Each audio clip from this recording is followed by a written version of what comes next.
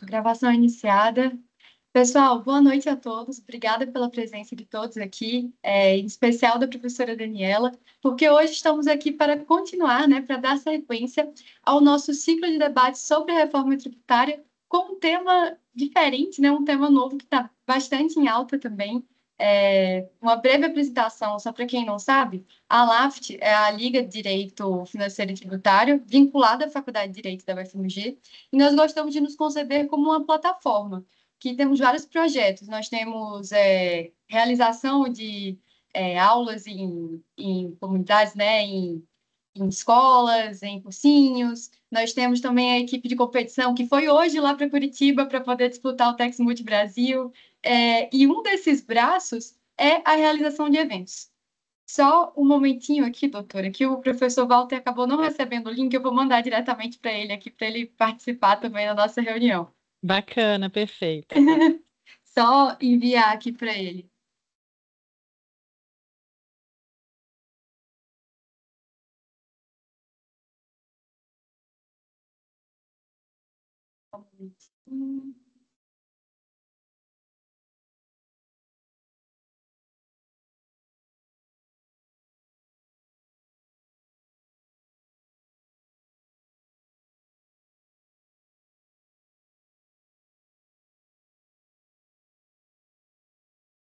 Pronto, encaminhei aqui.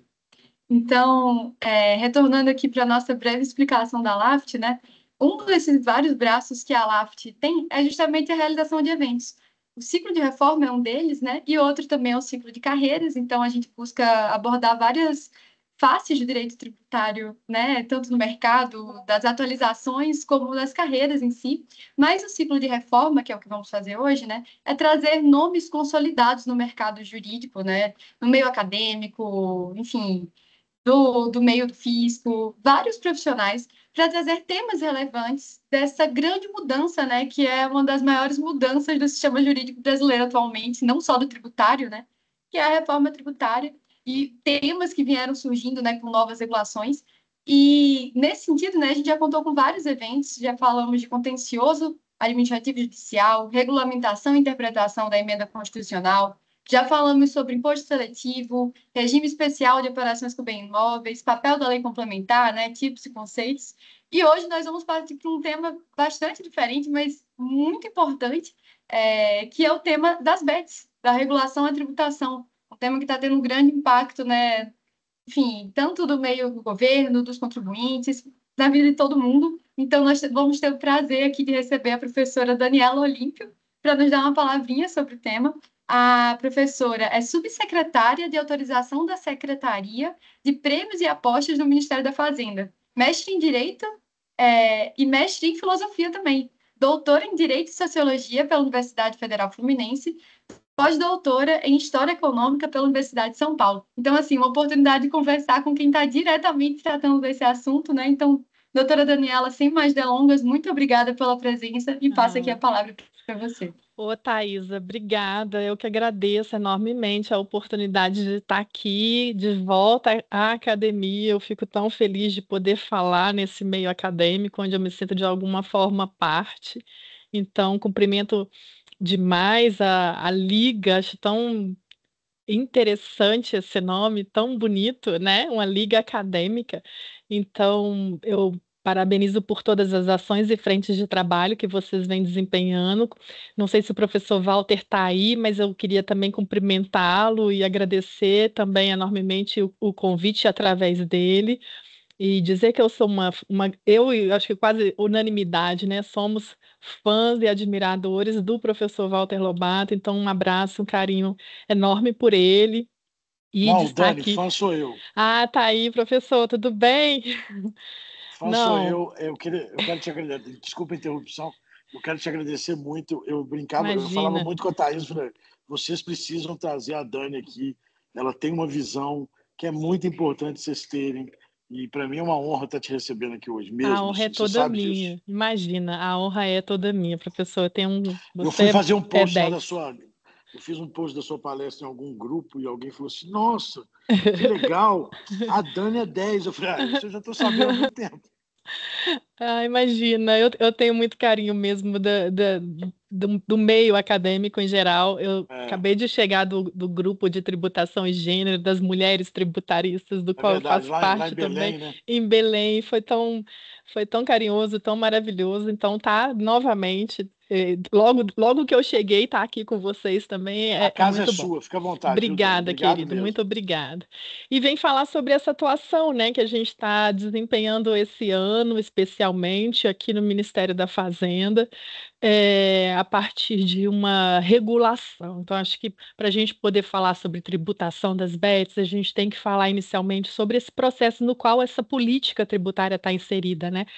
A gente ainda está discutindo a política da tributação das bets. Então é um momento muito propício, muito rico, acho que em várias áreas e facetas que o direito nos possibilita, que é de vivenciar um processo regulatório, de poder construir as bases desse caminho e também de acompanhar como que a tributação ela vai se desenhando, tal como a tributação é como um espelho, né, em relação a esse processo todo. E se ela está se propondo esse papel, né? Aqui a gente lida com uma secretaria dentro do Ministério da Fazenda que não discute diretamente a tributação. E como todos nós sabemos, a tributação ela vem lá do Congresso. Então ela já vem desenhada de certa forma e é lógico que dentro de discussões técnicas que o próprio Ministério da Fazenda também desempenha, especialmente na Secretaria Extraordinária da Reforma Tributária, e que vai pensar ali o cabimento ou não do imposto seletivo em relação, especialmente a discussão do imposto seletivo em relação à tributação das bets. Mas a matriz tributária ela já está desenhada, ela já está definida.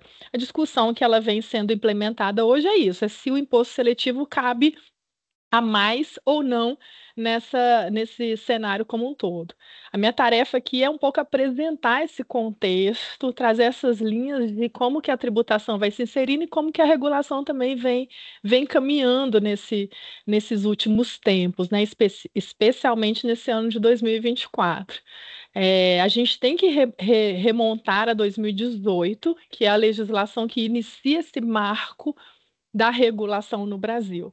É a legislação que passa a considerar possível as apostas esportivas, né, e prevê um processo regulatório. Desde 2018, portanto, a gente tem esse cenário de saída de um contexto de ilegalidade, vamos colocar assim, para um contexto possível de operação no Brasil. A lei de 2018, acho que já hoje em dia esse assunto já vem sendo mais divulgado, né, em termos aí do noticiário, vocês já devem saber. A lei de 2018 não foi regulada ou regulamentada no período que ela se propôs, que é de 2 anos, que seria de 2 anos, prorrogável por mais 2 anos.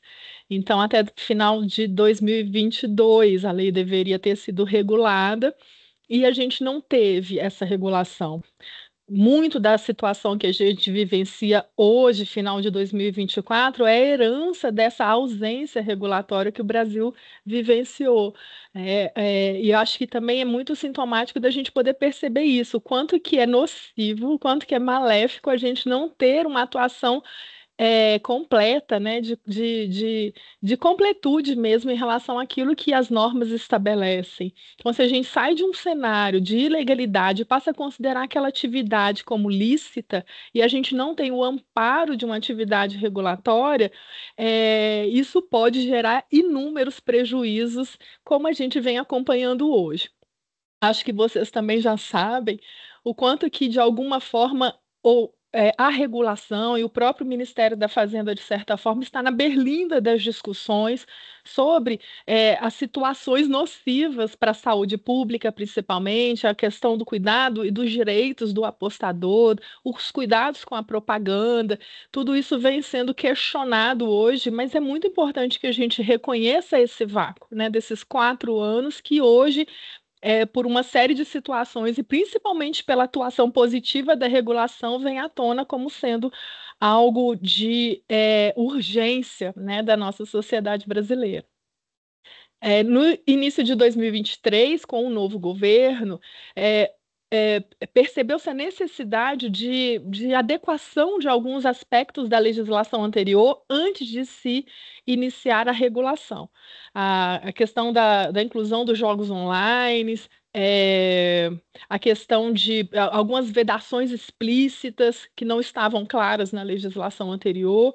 Então, o governo propôs uma medida provisória e essa medida provisória acabou sendo transformada como encampada num projeto de lei que originou a Lei 14.790, de dezembro do ano passado. Vai completar um ano dessa lei que completa esse marco normativo e legislativo, né? E que possibilita o passo seguinte, que é o infralegal, né? Que é a atuação realmente do governo executivo depois dessas adaptações. Ao final de 2023, portanto, foi criada a lei e o decreto surgiu de criação da nossa secretaria em janeiro desse ano. A gente começa a atuar em fevereiro desse ano. A Secretaria de Prêmios e Apostas, ela é criada dentro do Ministério da Fazenda, porque é uma atribuição do Ministério da Fazenda o processo de autorização e de fiscalização e de acompanhamento e monitoramento das operadoras de apostas de cota fixa.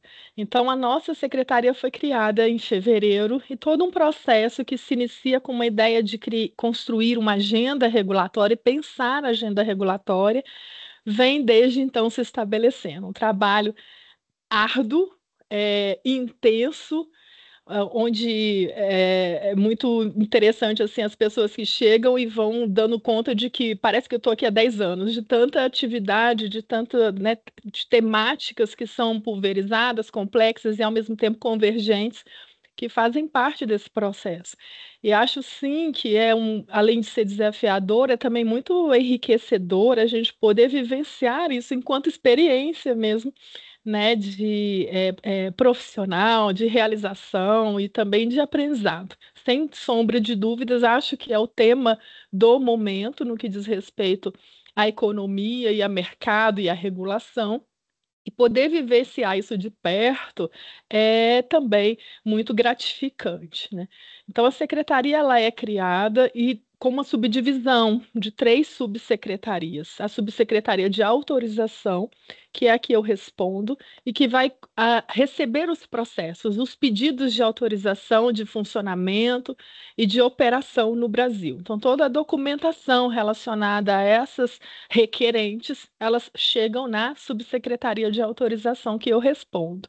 Tem a subsecretaria de fiscalização e de monitoramento, que também já é bastante atuante, mas principalmente a partir do momento em que essas BETs são autorizadas pela nossa subsecretaria, então, principalmente a partir do próximo ano, é que a subsecretaria de fiscalização e monitoramento também ganha um volume de trabalho considerável, muito embora já desde já a fiscalização, o acompanhamento, o monitoramento mesmo das atividades já se estabelece.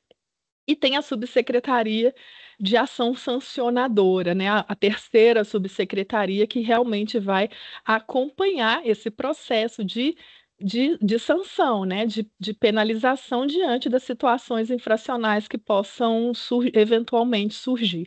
Então, são essas três pastas dentro da Secretaria de Prêmios e Apostas. A secretaria estabelece, já em abril, início do mês de abril, uma agenda regulatória. E é interessante também a gente perceber o quanto que, a partir da norma legal, faz-se necessário um complexo normativo outro que diz respeito à problematização mesmo de ordem concreta e material daqueles preceitos que foram estabelecidos na lei. Então, a gente tem um arcabouço inicial de 10 portarias normativas da SPA, pensando nos processos que nós vamos enfrentar em termos de regulação. Então, existe uma portaria específica para a autorização, que aqui, né, diz respeito aos processos que nós estamos recebendo. Existe uma portaria para a certificação das certificação das certificadoras, né, redundante, mas das empresas que vão certificar os sistemas de aposta. E aí eu deveria até ter invertido a ordem, porque essa foi a nossa primeira portaria, né, para poder preparar os processos. A gente está cuidando daquelas empresas que vão operar na certificação dos sistemas das operadoras, na certificação dos jogos e dos sistemas que estão hospedados nos jogos. Então, existem regras, né, de certificação internacional, inclusive, que a gente adotou e incorporou no texto brasileiro, para poder atender aos processos de informação e de sistema relacionados aos jogos.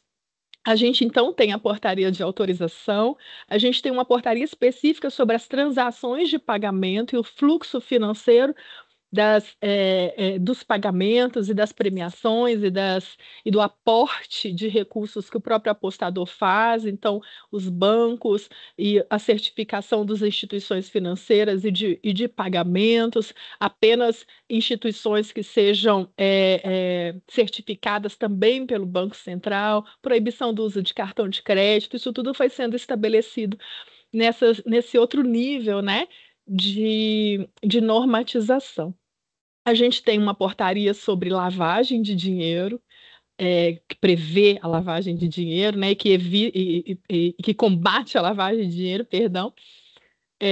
Uma portaria sobre os direitos e deveres dos apostadores e de jogos responsáveis, onde a preocupação com a saúde do apostador, com os direitos do apostador, com as regras de publicidade relacionada à divulgação, né, das bets, patrocínios, influenciadores e afiliados. Então, veja como é que o arcabouço vai ficando cada vez mais complexo e especializado, né? A gente tem uma portaria sobre a fiscalização, a gente tem uma portaria sobre a sanção, a gente tem uma portaria sobre as destinações dos recursos, porque a loteria de cota fixa, ela foi tratada pela lei que a criou como um serviço público. E sendo um serviço público, existe também a repartição de parte dos recursos e da receita dessas operadoras com destinações que são impostas por lei. Então, existe um regramento, uma portaria sobre as destinações. Tem recursos que vão para a saúde, recursos que vão para o Ministério dos Esportes, para o Ministério do Turismo, tem recursos que vão para os próprios atletas, cujas imagens são usadas também na divulgação e na comercialização dos jogos. Então, essa parte da receita das operações também ela é destinada e existe uma portaria sobre isso. Eu não sei se ficou uma portaria para trás, uma ou outra, mas a gente tem esse arcabouço de normas que vão se especificando em relação às temáticas que vão surgindo nesse grande complexo que é as apostas de cota fixa, né? Tudo isso foi estabelecido até 31 de julho, que era a previsão do cumprimento dessa nossa agenda regulatória.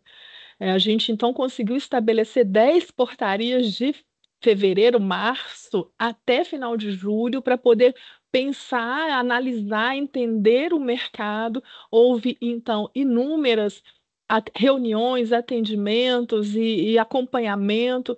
A gente recebeu autoridades de vários setores, a gente recebeu as associações que se fizeram a partir das instituições que operam.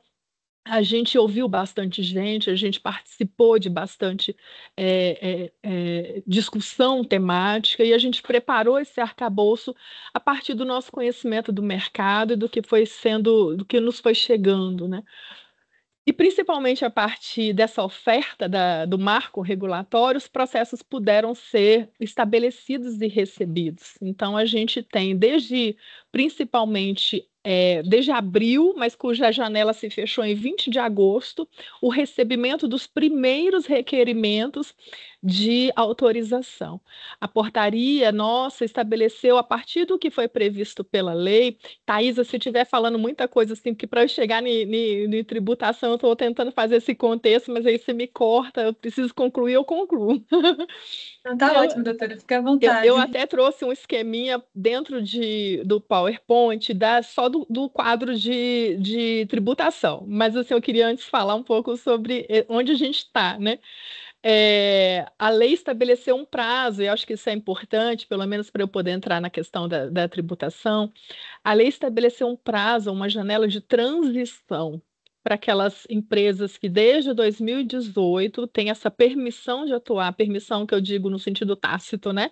Não como um ato administrativo, mas que são consideradas atividades lícitas desde 2018, mas a lei de 2023 estabeleceu que existe uma janela de transição que não será menor do que 6 meses para essas empresas buscarem autorização ou serem autorizadas pelo Ministério da Fazenda, e só com a autorização é que as empresas podem operar. Então, isso foi ao final de 2023. Sem autorização, a gente vai estar diante de um cenário efetivamente de ilegalidade. A lei estabeleceu assim. Então, a regulação era necessária, essa janela, essa agenda regulatória, ela foi importante se estabelecer, justamente para a gente poder explicar para o mercado quais são as regras de funcionamento no Brasil e para que as empresas pudessem pedir autorização de operação e de funcionamento. Mas é necessário que se peça a autorização, porque senão serão consideradas ilegais.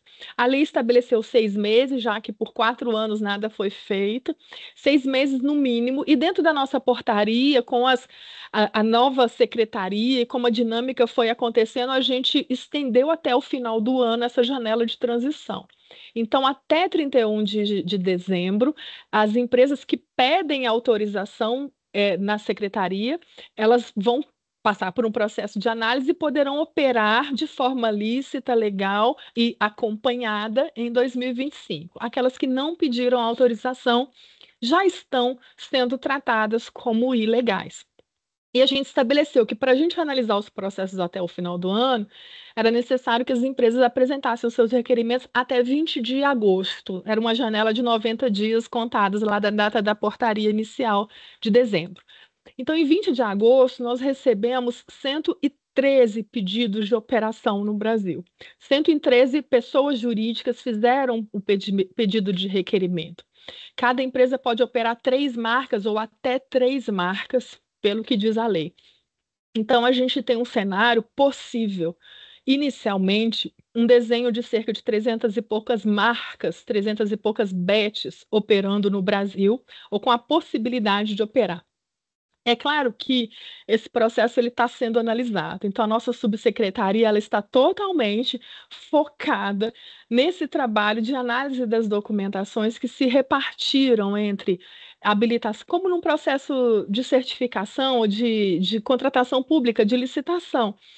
Habilitação jurídica, habilitação técnica, qualificação econômico-financeira, habilitação fiscal e trabalhista, idoneidade. Então, toda uma série de documentos que chega a cerca de uma centena de documentos por cada requerimento. A nossa equipe está se debruçando para poder analisar esses 113 pedidos que foram feitos. Depois dessa janela, não significa que o fluxo se interrompe, a gente só não se compromete com a devolutiva desses requerimentos até o final do ano.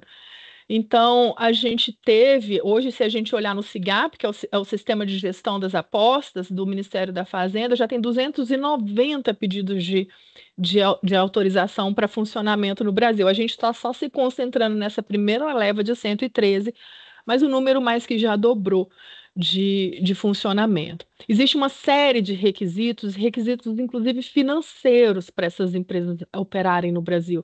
Então, realmente, a gente está falando de um mercado que parece ser bastante atrativo do ponto de vista financeiro para as empresas que se interessaram, em grande maioria, essas empresas são empresas estrangeiras, que vieram e se nacionalizaram, porque um dos requisitos era que fosse empresa brasileira para poder atuar no Brasil. Então, empresas brasileiras foram constituídas, o que demonstra que esse mercado é atrativo e ele é interessante para a operação e para a arrecadação.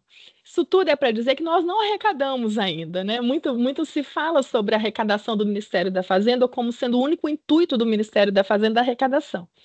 Sem sombra de dúvidas, é o Ministério da Fazenda, o ministério que se preocupa com a arrecadação e com receitas no Brasil, né? Existem outros ministérios que vão lidar com despesas, que vão lidar com outras agendas, mas a agenda básica do Ministério da Fazenda é a receita.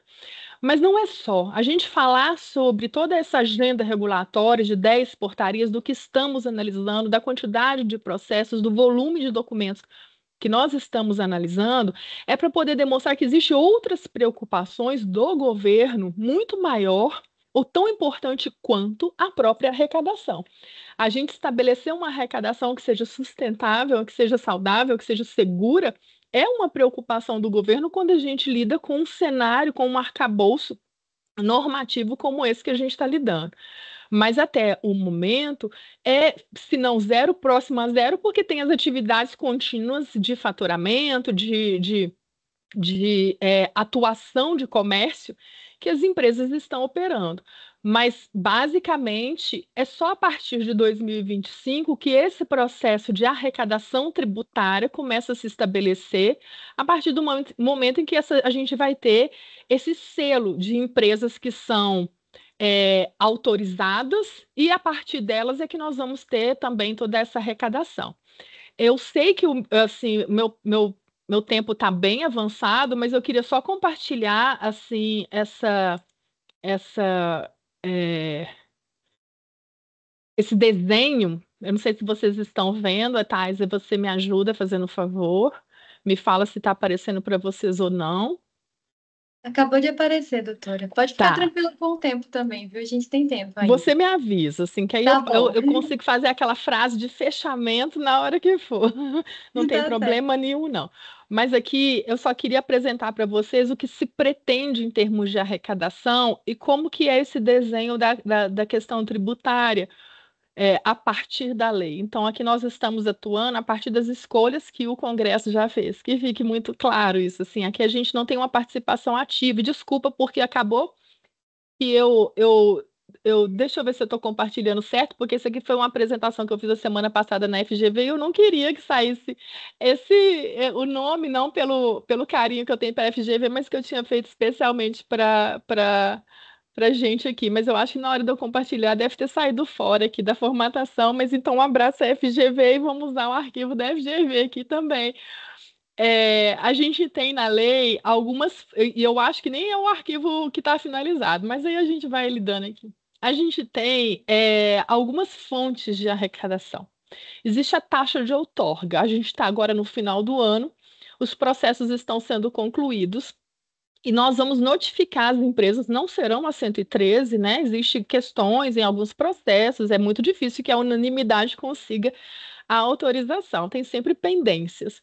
Mas as empresas que estão com as pendências sanadas, elas serão notificadas para poder cumprir alguns requisitos finais, e um para a operação, basicamente, o que a lei estabelece é um pagamento de uma outorga para desempenhar isso que a lei designou, que é um serviço público. A gente pode ter críticas na apostas de serviço público, a lei determinou que a gente está diante de um cenário, de um contexto jurídico que deve ser lido a partir do regime jurídico de serviços públicos, né? Então, existe uma contraprestação por esse serviço público, que é uma taxa de outorga, e que ela vai ser estabelecida até o máximo de 30 milhões. Na regulação, a gente desenhou esse valor máximo como sendo o valor único. Então, a pessoa jurídica requerente, independente de pedir 1, 2 ou 3 nomes de marcas, para ela atuar no Brasil, esse limite ele foi colocado como sendo o limite de 30 milhões, pensando que a gente está falando de um tipo de pessoa jurídica ou de um tipo de empresa que opera com valores monetários, que opera no mercado a partir de apostas, né? E que merece uma consolidação econômica realmente significativa, pelo menos nesse primeiro momento de primeiras empresas autorizadas. Então, a portaria de autorização estabeleceu que esse até 30 milhões é 30 milhões, né? É a taxa de outorga para entrar. A cada 5 anos, esse valor se renova. Então, seria uma primeira custo, eu vou colocar assim, para poder operar no Brasil. Então, a portaria lá 827, ela estabeleceu que o pagamento é de 30 milhões, a lei tinha estabelecido que será fixado no máximo 30 milhões e a gente fixou em 30 milhões.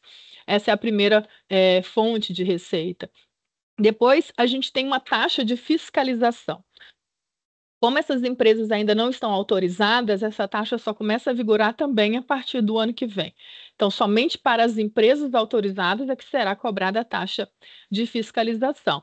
Essa taxa, existe um questionamento, onde eu vou deixar um pouquinho aberto aqui, talvez para discussão, ao final, que ela tem o fato gerador dela desenhado como sendo, né, o exercício regular do poder de polícia, mas que ela tem uma base de cálculo que pode gerar alguma controvérsia, porque a base de cálculo ela incide mensalmente sobre o produto da arrecadação após a dedução de algumas importâncias que nós vamos ali apresentar. A gente tem uma taxa que pode ter uma base de cálculo que está sendo indicada como sendo a receita bruta da pessoa jurídica. E isso pode gerar questionamentos sobre a identidade da base de cálculo com a base de cálculo dos impostos, né? Aquela questão lá do parágrafo 2º do 145 da Constituição. Então, a gente tem aqui só o quadrinho que está na lei, 14.790, que fala quais são essa gradação das taxas, né? Então, a gente tem uma taxa que pode chegar ali a R$ 1 milhão mensais, mas se vocês forem olhar, eu coloquei ali em rodapé pequeno, só para poder observar, que essa alíquota, ela é uma alíquota média de 0,20%, porque a gente está considerando também qual que seria a receita bruta de operação, né? Então, valores altos de taxa, mas também correspondentes, ou então uma taxa proporcional àquela base de cálculo ali desenhada também. Então, o que se estabelece,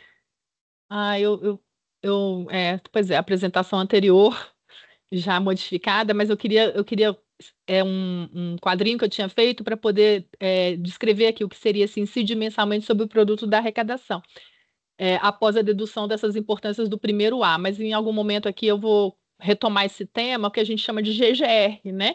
Que é o aporte que o apostador faz. Então, esse somatório, que o apostador também tem o seu prêmio retirado, e a gente tem essas deduções que eu coloquei, que é Ministério da Saúde, Ministério do Turismo. Então, tem umas deduções legais. Então, descontando a premiação do apostador e descontando essas destinações que já são impostas por lei, todo aquele volume que é o valor das apostas, então a gente tem receita bruta, isso é que é a base de cálculo das taxas, só o quadrinho que não estava ali.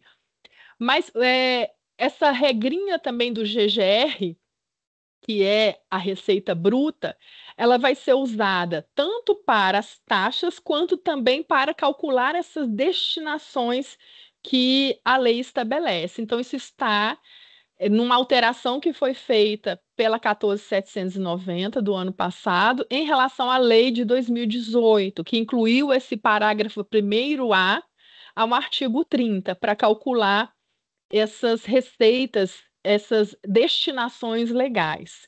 Então, a gente tem ali, eu vou voltar no artigo anterior, mas o que está escrito ali é assim: do que é arrecadado pelas BETs, desconta-se o prêmio do apostador, né? Então, se tiver premiação, vai ser descontado para poder chegar na receita bruta. Descontaria-se o imposto de renda da pessoa física, mas isso não vai ser descontado mais, mas seria também um desconto para poder chegar na receita bruta.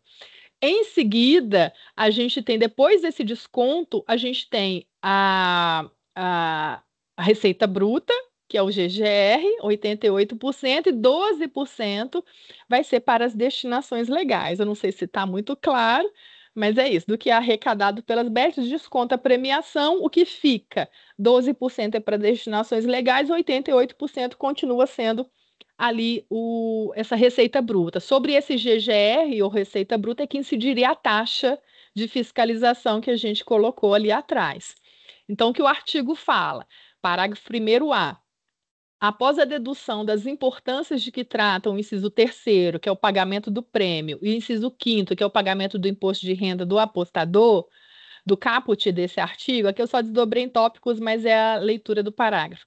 88% serão destinados à cobertura de despesas de custeio e manutenção do agente operador, isso aqui fica então para BET, e 12% terão as seguintes destinações. Então, é assim que a gente chega na receita bruta. Esse artigo que fala, esse inciso que fala do imposto de renda do apostador, a lei estabelecia que o imposto de renda do apostador seria retido pelas bets. Então, por isso que tem essa previsão de reter o imposto de renda do apostador.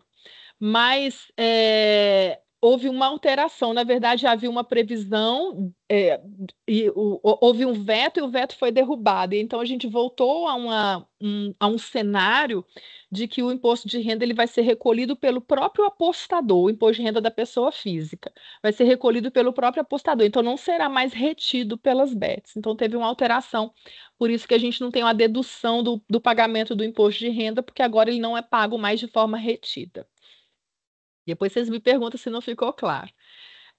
Então, a gente tem 12% de destinações. 12% do que é pago, o que a gente tem, então, é uma repartição da receita das apostas com temas públicos, com agendas públicas.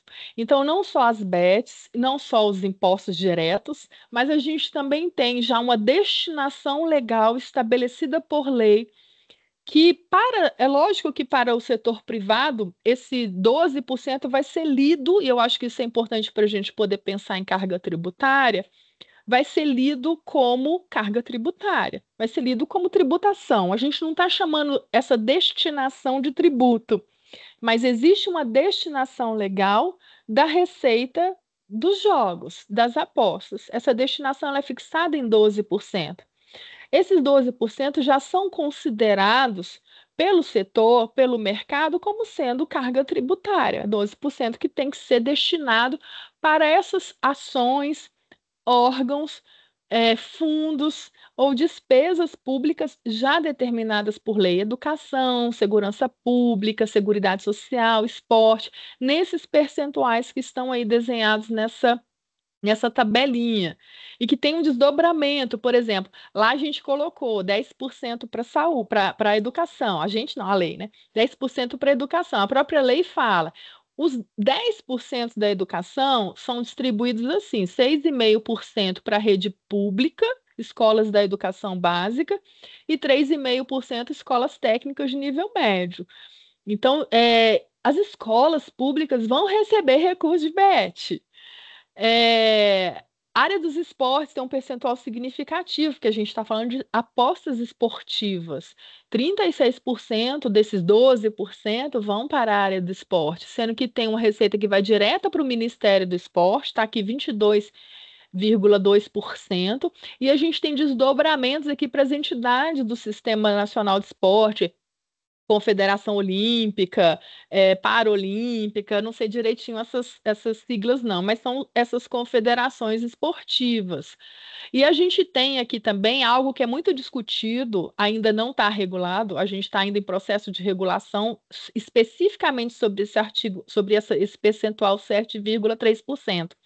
Porque aqui a gente tem uma previsão na lei que fala que pelo uso da imagem, os esportes, os clubes, eles receberão uma parcela, não só futebol, mas de todas as modalidades, receberão essa parcela de 7,3% das destinações. E como que essa receita vai ser distribuída pelo uso da imagem? Então, não é um fundo, é uma remuneração pelo uso da imagem.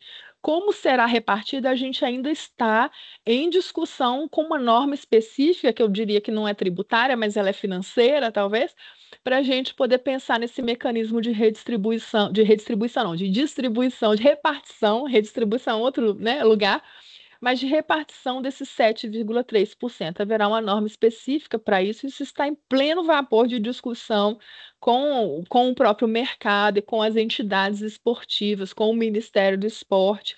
Isso também faz parte da nossa agenda.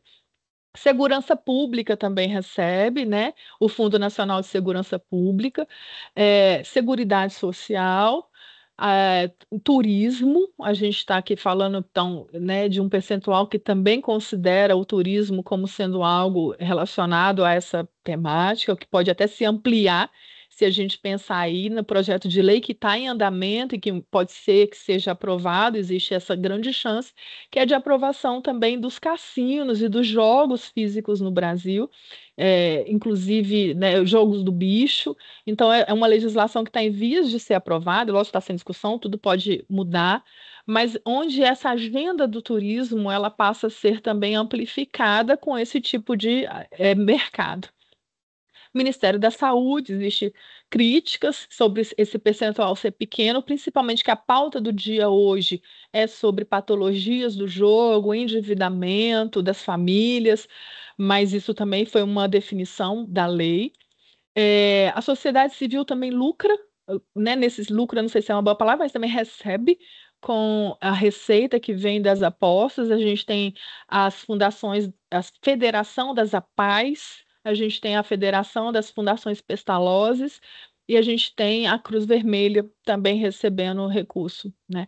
Acho importante para a gente poder ter esse cenário, essa dimensão de que existe também essa divisão de repartição de receita, né? Polícia Federal, deixa eu ver se tem mais a Agência Brasileira de Desenvolvimento Industrial. Então, não só entidades da administração direta, mas a gente tem também entidades paraestatais e da sociedade civil se beneficiando também com essa receita. Então, só para a gente ter essa dimensão, a gente tem o valor da outorga, a cada 5 anos, 30 milhões se renova para poder permanecer autorizada. A gente tem uma taxa de fiscalização que ela é mensal e que varia conforme a receita, e aí não sei se isso vai ter questionamento ou não. A gente tem 12% também mensais da destinação que serão recolhidos.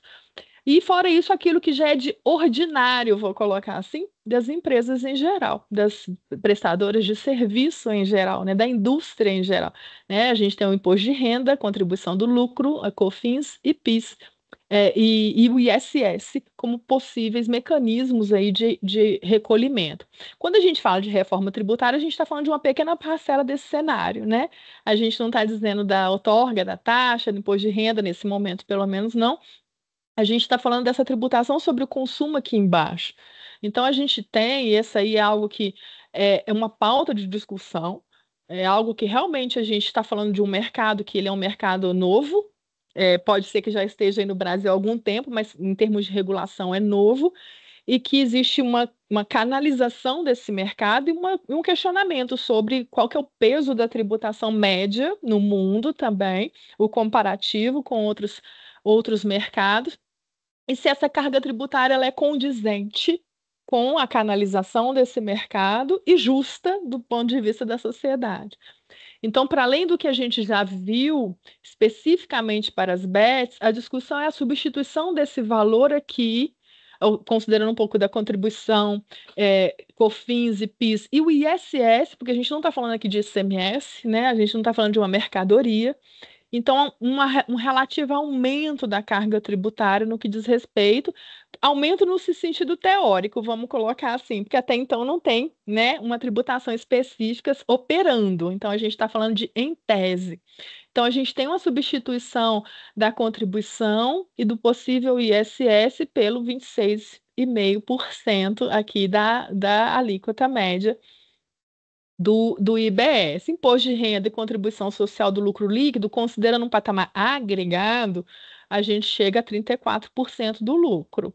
A gente tem a possibilidade de ir para 26,5%, a gente que eu falo, né, a tributação. Já tem o valor da outorga, a taxa de fiscalização e as destinações. A gente pode até parar por aqui, assim, acho que não precisa avançar muito, para poder dizer que esse é o desenho da carga tributária. Enquanto o Ministério da Fazenda, a gente atua a partir do que a lei define, a partir do que é estabelecido, né? Independente, acho que a academia tem um grande papel de poder falar, de defender e de postular. O mercado também vem postulando, né? A gente tem os organismos também, tanto em prol do apostador, quanto também em prol da facilitação do mercado. E a gente tem, né, várias vozes aí divergentes, ora convergentes, ora divergentes. O Ministério da Fazenda atua como órgão de regulamentação a partir das grandes decisões políticas, a partir daquilo que foi deliberado. Então, existe esse marco regulatório e a possibilidade do IBS e do imposto seletivo agregar numa carga tributária aí que pode ser considerada possível ou não, né? A gente tem a previsão dos concursos de prognósticos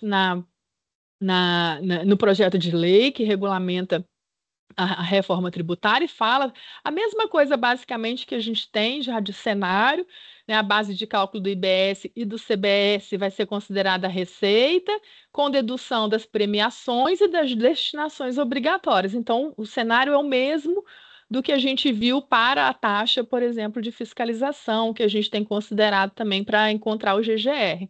Aqui a gente tem uma média, se eu for considerar 20 a 26, 25%, a gente tem uma média de tributações, mas eu coloquei aqui de uma forma muito rasa, porque as legislações internacionais têm as suas especificações. Os tipos de jogos autorizados têm as suas especificações, o mercado regulado tem as suas especificações. É, é, esse arcabouço de portarias que nós colocamos tem as suas especificações lá sobre prevenção e combate à lavagem de dinheiro, sobre as transações bancárias, sobre se tem ou se não tem outras tributações para além dessas que são sobre receita. Então, assim, varia bastante, mas existe uma média aqui que a gente pode comparar, ora um pouquinho mais, ora bem menos do que o que a gente vê hoje em termos de proposição do IBS para o mercado de jogos, né? Então a gente é, tem várias ressalvas, por exemplo, em relação a esse 35%, esse 50% da França, porque tem especificações, mas eu acho que para o que a gente quer hoje apresentar, vale a gente considerar esse arcabouço total.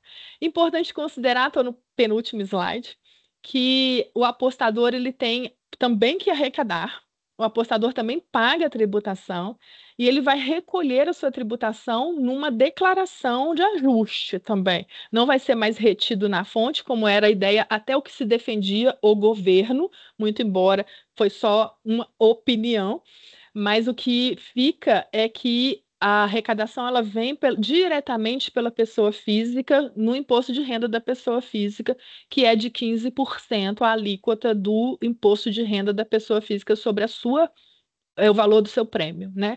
Então, tem algumas. Essa aqui eu até tinha tirado da última apresentação, mas existe um argumento que é trazido pelo mercado, que uma das principais razões para participar de jogos ilegais, uma das principais razões seria o imposto elevado sobre o ganho dos jogadores. Então, assim, nas pesquisas por que que você opta pelo jogo ilegal? Então, porque não se paga imposto. Isso também traz muitas ressalvas sobre o próprio argumento contrário aos impostos que todo cidadão médio costuma ter. Então, também tem muitas ressalvas a gente simplesmente dar essa informação, mas é algo que se sustenta em termos de argumentação, né? A gente ter ou não ter um sistema regulado pode ser uma opção, mas a partir do momento que a gente tem uma fiscalização forte operando, com punição e sanção, inclusive com riscos para o próprio apostador, acho que esse percentual aqui ele tende a se anular, né? Então, acho que, assim, com muita ressalva, a gente só repassa essas informações que a gente recebe ou a gente guarda para a gente. Mas acho que é importante a gente perceber que existem essas informações. Desculpa, acho que eu extrapolei meu tempo, mas eu queria, né, dar essa linha geral e me colocar super à disposição para perguntas, dúvidas, se houver. Tá aí também, inclusive esse slide eu tinha corrigido, porque o nosso e-mail é subsecretaria.autorização@fazenda.gov.br. Então, mas está à disposição aí, assim, pelo menos no áudio fica gravado que o e-mail é outro. Eu sigo super à disposição a subsecretaria também. Nós sempre atendemos é, de pessoas, público de toda a ordem. É claro que o atender não significa atender o que quer, mas a gente sempre escuta toda a diversidade dos setores da sociedade. Então, sigo também à disposição de vocês nesse lugar. E me coloco à disposição, Thaisa, muito obrigada. Devolvo a você a palavra. Daniela, muito obrigada a você. O tempo foi certinho, não se preocupe, foi ótima a apresentação, deu para esclarecer bastante coisa, assim, até o próprio contexto ajuda muito a gente a entender, enfim, como é que está sendo a tributação, né? Uma coisa ajudou muito a outra, então foi uma exposição bem completa, eu te agradeço demais pela disponibilidade e também por toda a apresentação mesmo, que foi muito enriquecedora. Pessoal, vou abrir então aqui para dúvidas. Se alguém quiser começar, senão eu tenho algumas dúvidas aqui também. Quem quiser falar, inclusive, pode levantar a mão que a gente vai controlando aqui as perguntas, então. Mas, Daniela, então vou começar aqui com a pergunta que eu acabei ficando. Desculpa, você falou para mim, eu estou tentando entender um pouco melhor essa questão da destinação. Tipo, você comentou que está sendo visto uma carga tributária, né? Mas como é que é visto a natureza dessa cobrança desses 12% da destinação, né? Porque ela se encaixaria em alguma espécie tributária? Qual seria a natureza dela, assim, que, no caso, fundamenta, né, a cobrança do ponto de vista do contribuinte, assim, para a gente até entender a questão da própria regulação, né, de como é feita essa destinação? Perfeito. Acho que a gente está diante de terminologias que, para nós, é importante do ponto de vista jurídico, a gente saber que não é tributo.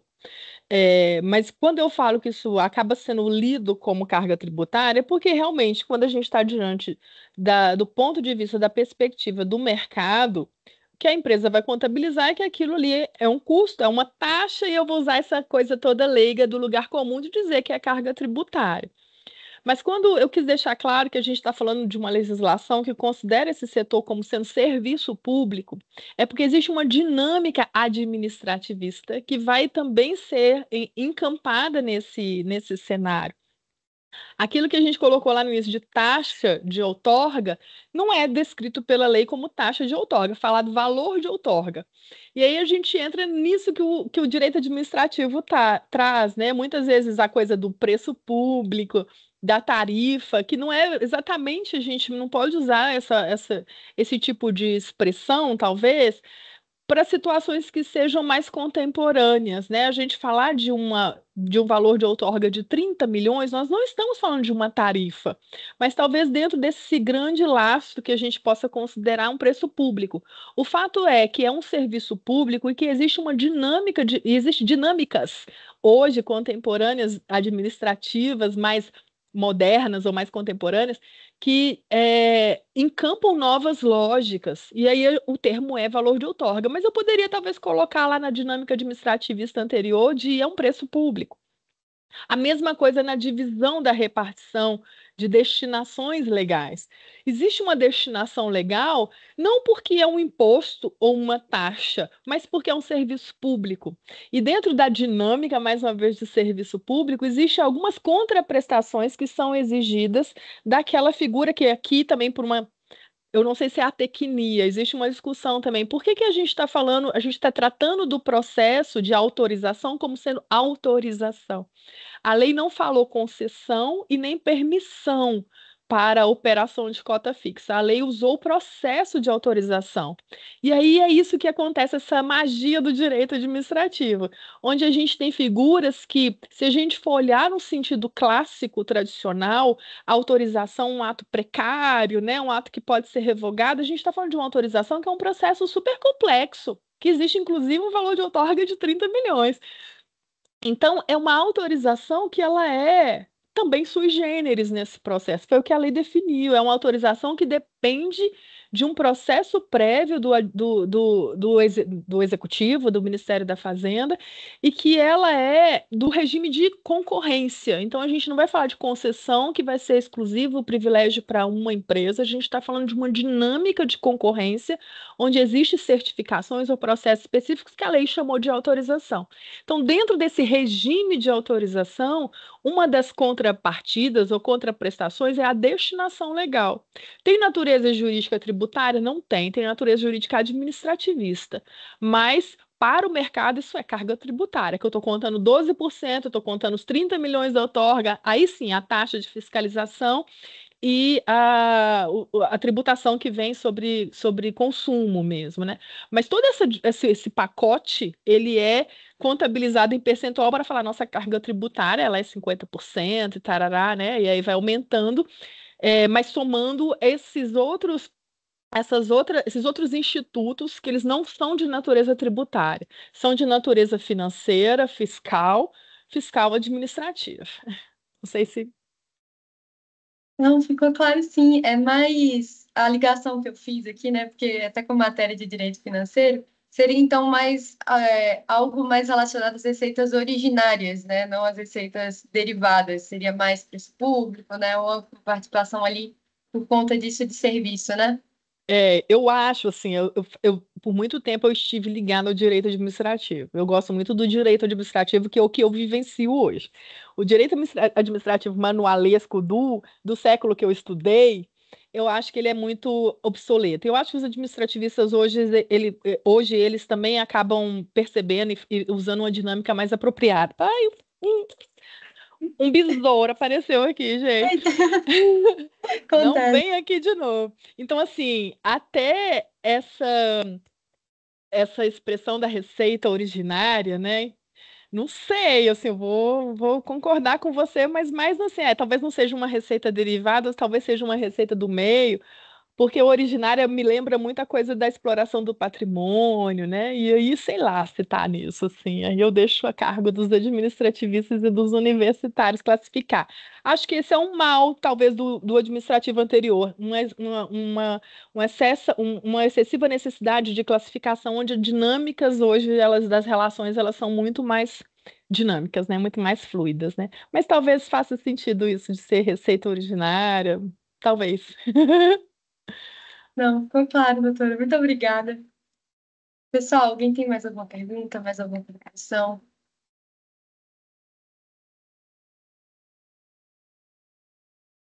Tem uma outra pergunta que eu fiquei assim. Acaba que é uma coisa que eu imagino que seja bastante básica, mas eu digo até uma pergunta por ser um pouco leiga mesmo nesse assunto mesmo. Porque você mencionou, foi uma expressão no sentido de assim, apostas de preço fixo, se eu não me engano. Aposta de cota fixa. De cota fixa. É, Qual é o conceito, é, voltando um pouquinho nessas classificações, né? Mas é, o que que seria esse conceito de cota fixa? é. E a legislação está tratando com alguma diferença? As loterias que já acontecem hoje e Sim, as bets, as novas bets, é um sim. conceito diferente ou ele abarca essas duas possibilidades? É um conceito diferente, muito embora a própria terminologia de loterias, aí quando a gente começa, né, eu vim para cá também fiquei na dúvida, né? Essas coisas são todas muito novas para mim também. Então a gente vai estudar e a gente percebe que aquilo que às vezes a gente chama de loteria, tem um conceito de loteria federal, tem um conceito de loteria de prognósticos, e para mim era tudo a mesma coisa. Existem conceitos específicos, isso é muito interessante. E as apostas de cota fixa é um tipo de loteria, mas é bem específico, porque é um tipo de loteria onde me é permitido saber o resultado do que eu aposto. Então, o que a gente chama de odd, ou a cota fixa, né, ela é um multiplicador que ele é dado para cada aposta. Então, eu vou apostar 100 e a odd vai ser 1,5. Então, eu sei que eu posso ganhar até 150, né? Então, a odd é isso, a cota fixa é isso, é o saber diante de uma aposta qual que é o multiplicador e qual que é a possibilidade de ganho.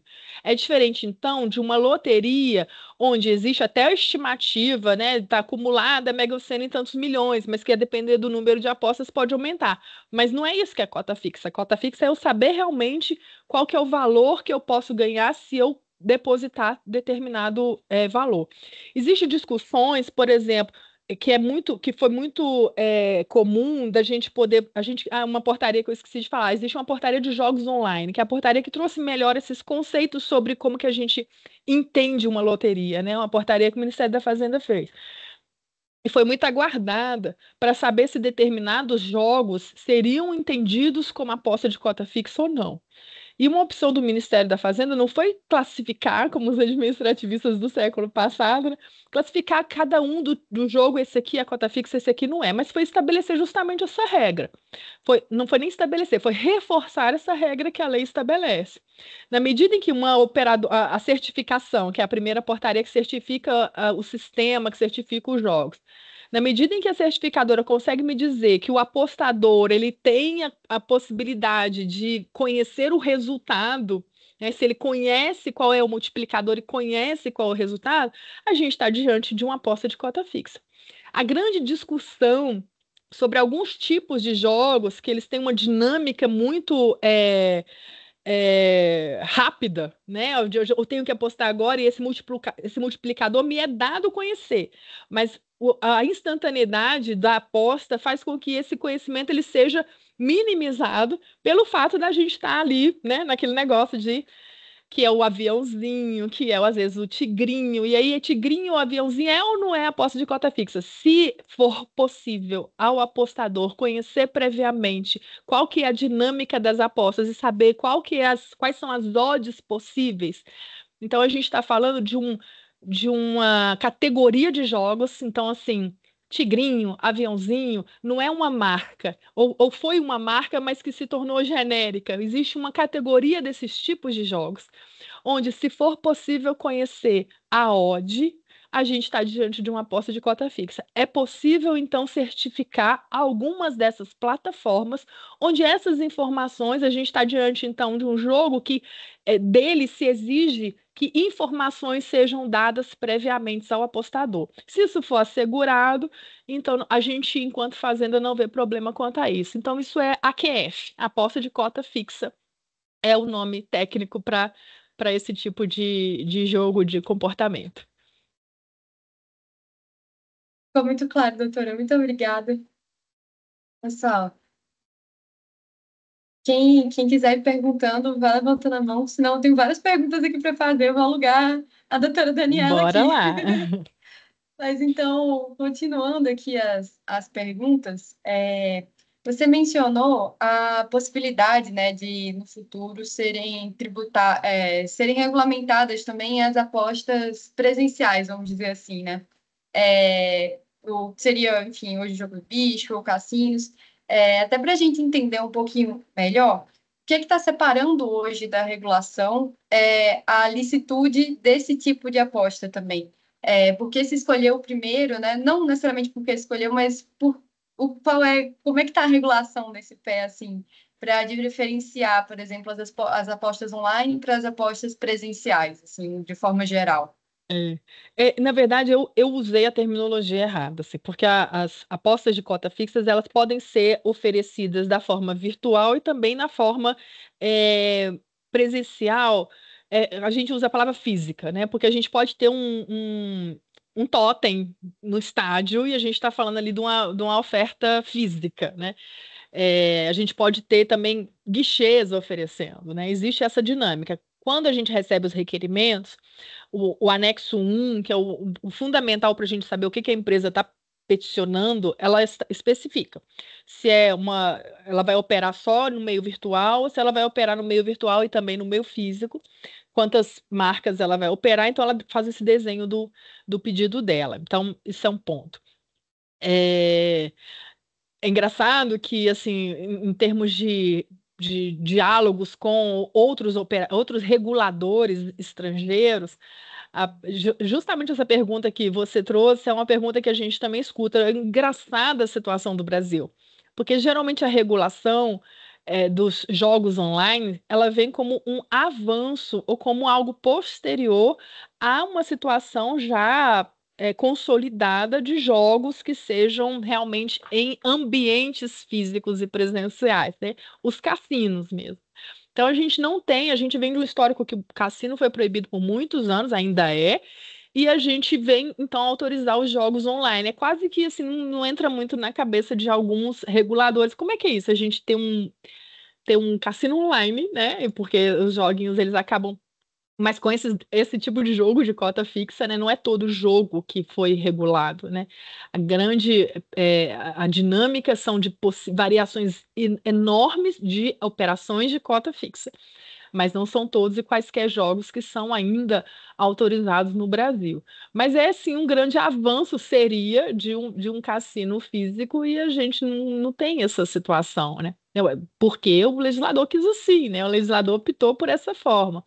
Mas existe um projeto de lei que ele já passou em uma das casas, eu não sei se ele está no Senado agora, me parece que sim, para aprovar os cassinos. Os empreendimentos físicos, imobiliários, por isso que eu falei do Ministério do Turismo, porque ele envolve uma agenda de turismo. A legislação prevê quantidade de cassinos por estados, o projeto de lei, né? Quantidade de cassinos por estados, em resorts, em ambientes do litoral. Então, tem muito a ver com essa característica turística mesmo, né? Então, tem essa cota. E estende também para outras modalidades de jogos. É como se fosse assim, não é só sobre a aposta de cota fixa mais. O jogo foi liberado no Brasil. Esse outro projeto de lei libera geral, né? E libera, inclusive, o jogo do bicho, né? Então a gente tem uma dinâmica que hoje a gente tem uma legislação mais específica, mais complexa, a gente tem uma legislação que ela é mais detalhada, a legislação que fala da aposta de cota fixa, acho ela que ela é, do ponto de vista técnico, muito melhor do que o que a gente tem ainda de projeto de lei relacionando à aprovação dos jogos em geral, né? A gente está falando de uma dinâmica que uma secretaria dentro de um ministério não dá conta. A gente está falando de uma dinâmica onde será necessário uma agência reguladora para poder cuidar dessa temática volumosa, estrondosa, que seria aprovar os jogos em geral no Brasil. Mas existe essa possibilidade, tem muito. Então é diferente nesse sentido, que a gente está falando de empreendimentos imobiliários mesmo e turísticos, quando a gente se relaciona com o cassino, e a gente está falando de uma liberação de jogos em geral, inclusive de uma regulação do jogo do bicho, que nós sabemos até hoje é ilegal no Brasil, né? Então, com essas distinções mesmo. Entendi. Então é mais em razão do tipo de aposta, né, de ser cota É, fixa, do que, isso, enfim, a modalidade isso, necessariamente isso, online ou isso, física, né? basicamente. Ótimo, muito obrigada, doutora. Imagina. Pessoal, alguém quer fazer mais alguma pergunta?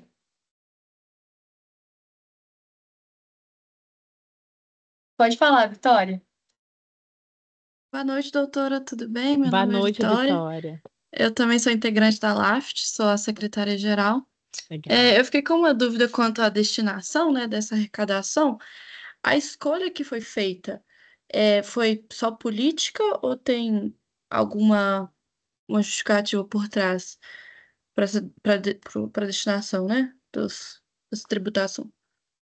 Eu não tenho conhecimento, Vitória, assim, nesse aspecto das destinações como estava na medida provisória antes, porque a gente tem uma lei que ela é resultado de um projeto de lei, mas é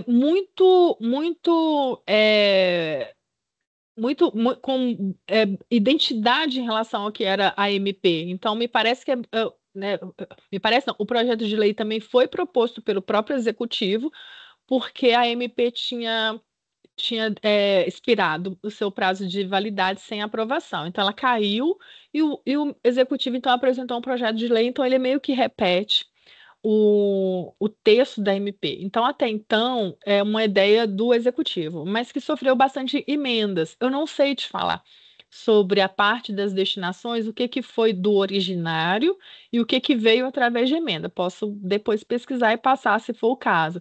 Mas não entendo, né, como que foi feita essa construção dos percentuais, né, é claro que é uma construção prioritariamente política, sem sombra de dúvidas, né? Seja aqui falando do ponto de vista positivo da política, que é a gente ter né, debates e escolhas sobre esse percentual. Sim, pensou-se no turismo, na questão aí, né, de fomento a atividade turística, o esporte, sem sombra de dúvida, porque originariamente a lei falava de apostas esportivas, e depois que esportivas e online ficou, mas é esportivas, então tem muito a ver com as modalidades esportivas. A gente está falando de um tipo de jogo que lida muito com o mercado esportivo, então tem um percentual significativo para os esportes. Talvez aqui, né, pensando, não sei se você está pensando por causa do 1% da saúde, né, que hoje a gente vê esse debate, mas talvez a questão da patologia do jogo não era tão forte ao início do ano passado como esse ano se fez, né? Então, essa coisa da participação de ações específicas da saúde voltada para a saúde do apostador não tenha sido antevista, mas eu estou aqui também só especulando com você essa coisa da dinâmica dos percentuais, porque eu realmente não sei, né? Hoje, né, assim, é importante que se diga, as legislações estão sendo questionadas. Existe um adinho no STF sobre a primeira lei, a Lei 13.756 de 2018.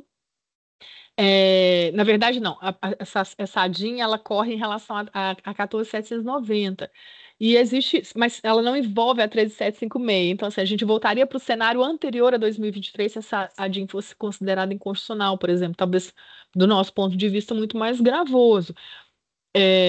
Mas assim, o fato é que essa lei está sendo questionada justamente por conta desses escândalos relacionados a operações com questão de lavagem de dinheiro e manipulação de resultados esportivos, pela própria proteção da saúde e da dignidade do brasileiro, né? Da gente pensar no endividamento das famílias e no adoecimento, que são temas que o Ministério da Fazenda está enfrentando, mas é um cenário político.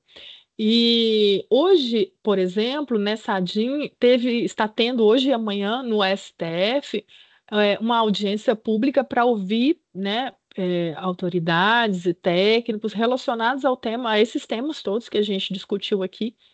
O STF está ouvindo, né? E uma das falas hoje do Ministério da Saúde foi sobre a questão do percentual, né, que talvez pudesse ser revisto do percentual que vai para a saúde. Então, a gente está num cenário de construção, de possibilidade de revisão da norma, se for o caso, né? Mas o fato é esse percentual que a gente tem. Eu não sei exatamente como foi feita a construção, mas né, a gente acaba especulando aí, e até a gente hoje ouvi essa fala de possibilidade até de pleitos, né, relacionados à revisão da norma, que seria uma revisão via legislativo, sem sombra de dúvidas. Eu acho que é isso.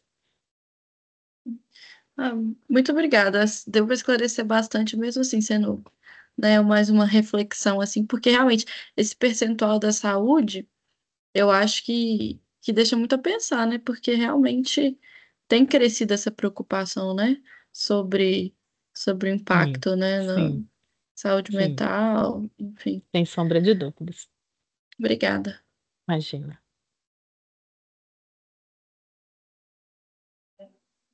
Eu tenho uma outra pergunta que é mais para deixar assim, tentar entender um pouquinho os cálculos na minha cabeça, que você trouxe um pouco os cálculos da receita bruta, né, que Uhum. incide ali o IGR.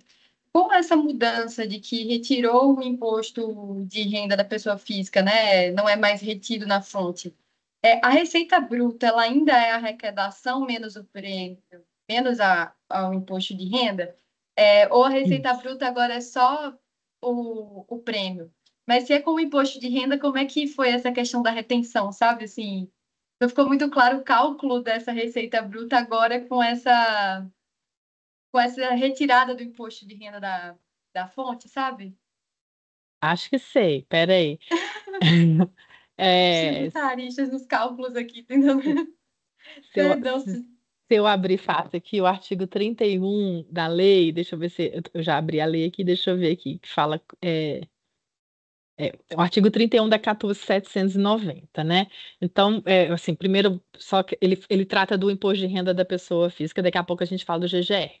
Então, ele fala: os prêmios líquidos obtidos em apostas serão distribuídos pelo imposto de renda da pessoa física, a alíquota serão tributados, distribuídos não, serão tributados pelo IR da pessoa física a alíquota de 15%, né? Que a gente está falando da alíquota do prêmio, então do apostador, né? Então a tributação do apostador. Aí a gente tem o parágrafo primeiro.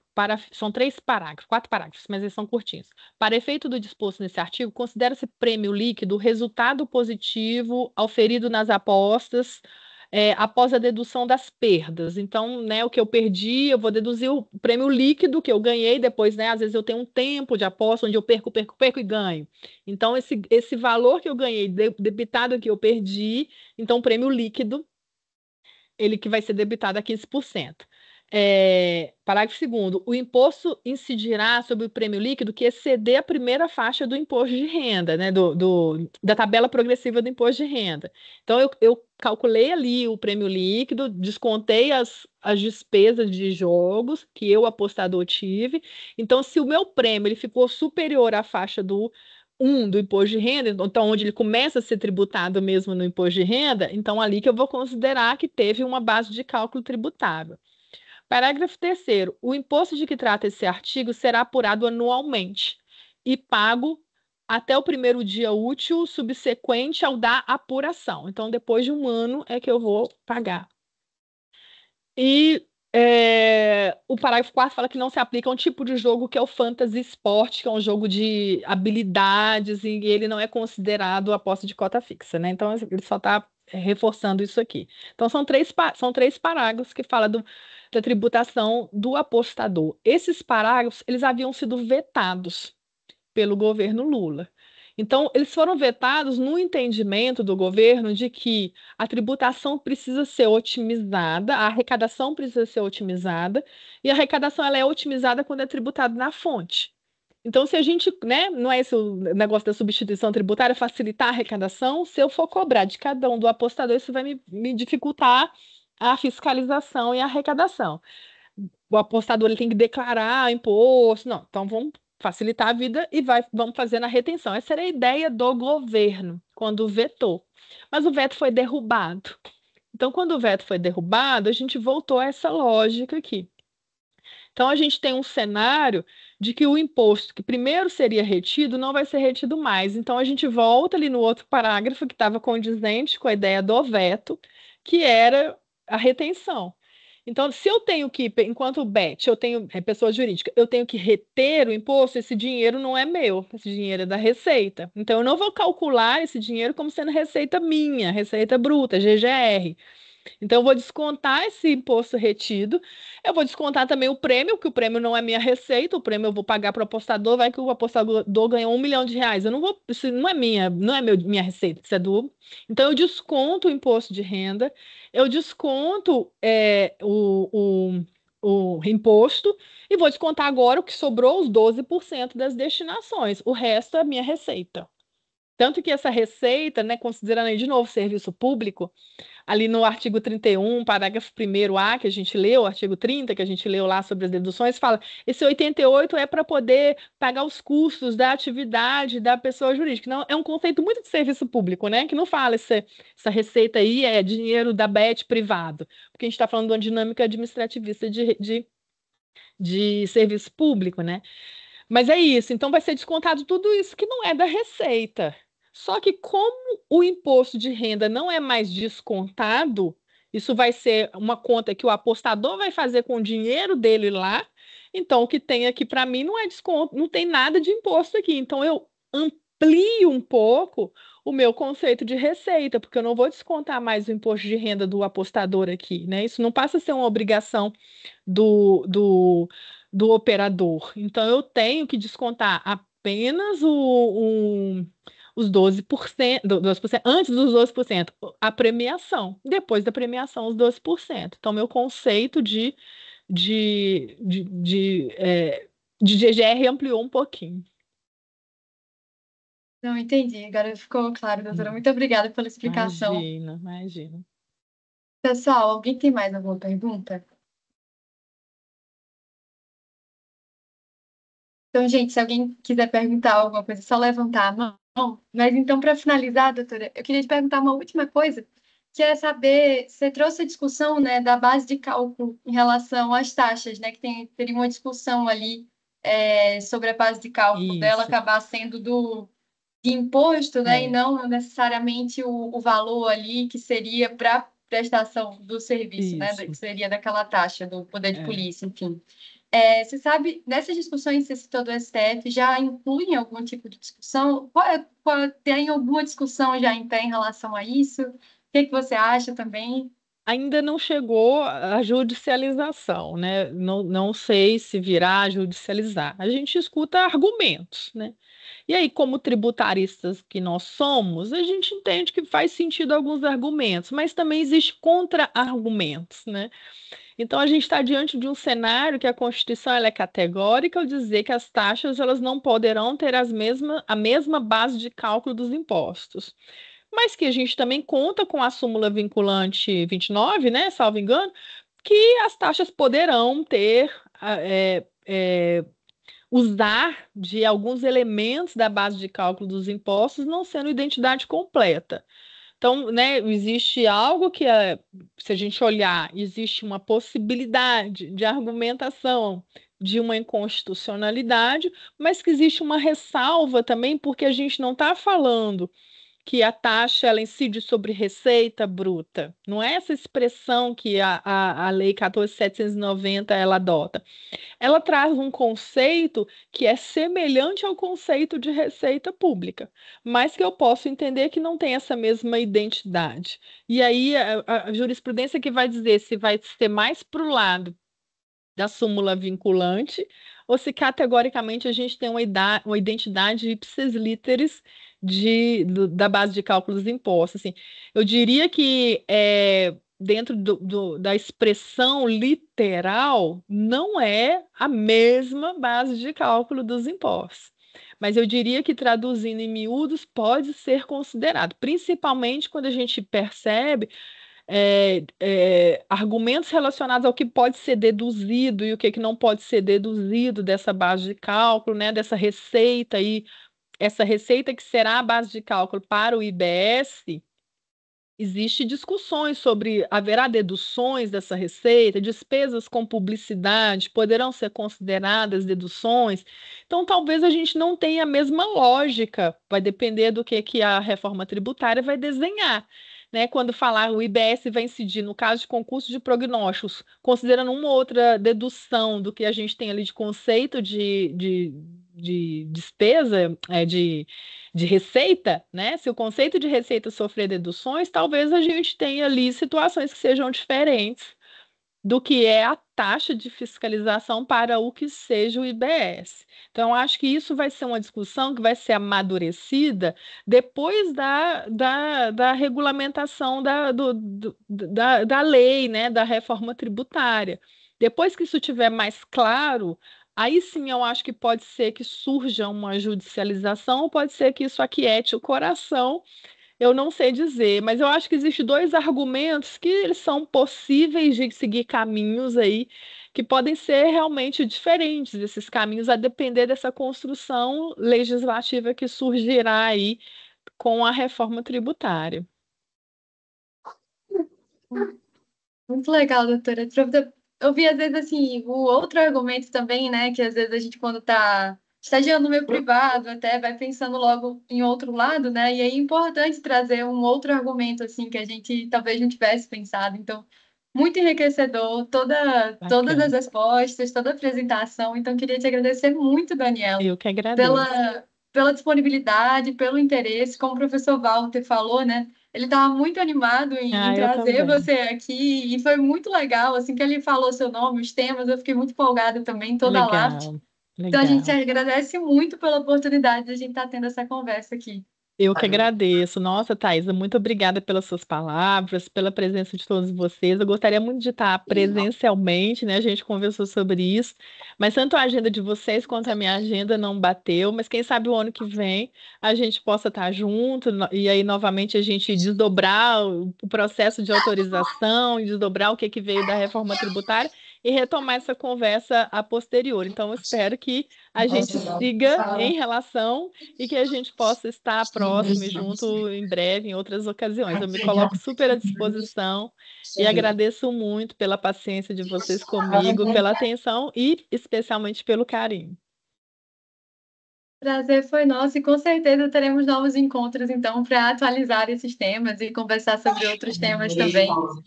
Obrigada demais. Combinado, combinado. Obrigada Obrigada, a queridos. todos. Boa noite. Boa noite, pessoal. Tchau, tchau. Muito obrigada. Tchauzinho.